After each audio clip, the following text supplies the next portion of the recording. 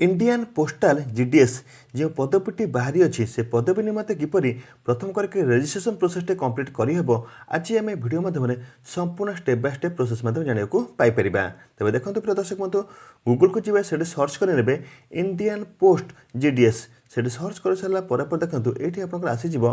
Indian post GDS online आसीज तो से link उपर आप क्लिक करेंगे लगे पड़ो देखो से लिंक उपर क्लिक कर सारापर देखो ये आम जो अच्छी रजिस्ट्रेशन उपर क्लिक करेंगे से आम आसीज जीडीएस ऑनलाइन एंगेजमेंट शेड्यूल 1 जनवरी 2026 पंजीकरण नूतन वेबसाइट लाइव होती नूतन वेबसाइट परिदर्शन करने को ये क्लिक करूँ देखो जो मुझे रेड बॉक्स टी करनेली से रेड बॉक्स उपर आपको क्लिक करने लगी पड़ो तो ये जब आप क्लिक कर आपंकर पेजटी ओपन हो देखो मुझे ठीक चिन्ह मार्ची से देखो आप क्लिक करना क्लिक कर सारा पर देखो ये आम कहला कि ऑफिशियली पेजटी आम ओपन हो सारी देखो लिखाई ग्रामीण डाक सेवक जीडीएस ऑनलाइन एंगेजमेंट 1 लिखा जापर देखो ये संपूर्ण डिटेल्स पलि आसला कौन आसला ना यूजर रजिस्ट्रेशन केबे आम रजिस्ट्रेशन स्टार्ट हम एप्लिकेशन सबमिशन केबे करेंगे एडिट करेक्शन केबे करेंगे देखो स्टार्ट डेट लिखाई एंड डेट लिखाई स्टार्ट एंड सब लिखाई तार सब डिटेल्स लिखाई रजिस्ट्रेशन हो 30 तारीख नहीं 14 तारीख पर्यटन स्टार्ट डेट होची आमर एप्लिकेशन पकेवाई 1 फेब्रुआरी नहीं कि आमर हो 16 फेब्रुआरी पर्यंत जब किसी एडिट करेक्शन करेंगे 17 फेब्रुआरी नहीं कि 18 फेब्रुआरी पर्यंत आप correction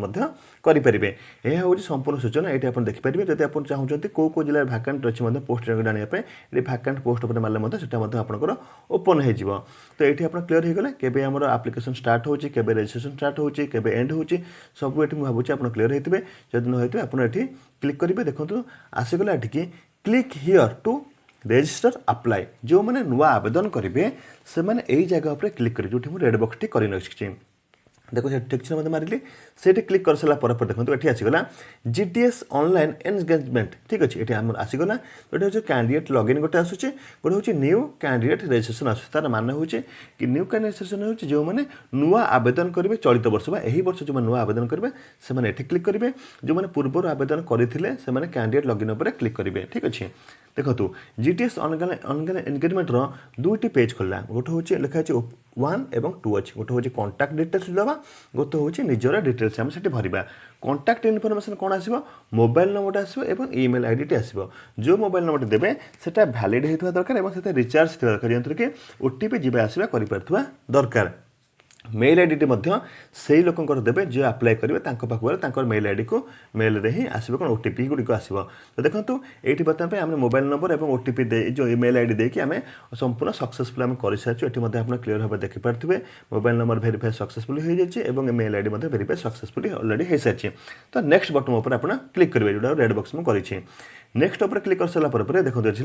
application name date of birth gender all details ये कौन कर फादर नेम मदर नेम आसो ठीक अच्छे देन तापर कौन कम्युनिटी आप एससी एसटी ओबीसी ईडब्ल्यूएस सब जगह आसो से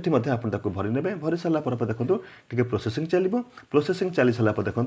रजिस्ट्रेशन सक्सेसफुली हो सारी तो यही जो रजिस्ट्रेशन नंबर आप आसला से रजिस्ट्रेशन नंबर आप स्क्रीनशॉट मारिक रखिए आप सेव कर रखिपारती जहाँद्वारा कि आप पछरे लॉगिन कला बेले आपको सेटा साहाय्य करिवो एइभली भाबरे मु भाबुची संपूर्ण डिटेल्स आपण माने पाई परिथिबे जदि ए भिडियोटी भल लागिथे तेबे आपण माने चैनल को लाइक करिवे सब्सक्राइब करि पाखते बेल आइकन प्रेस करे को भूलिबे नै एवं नेक्स्ट भिडियो रे किपरि भाबरे अप्लाई होबा आपण हमको जणैबो थैंक यू।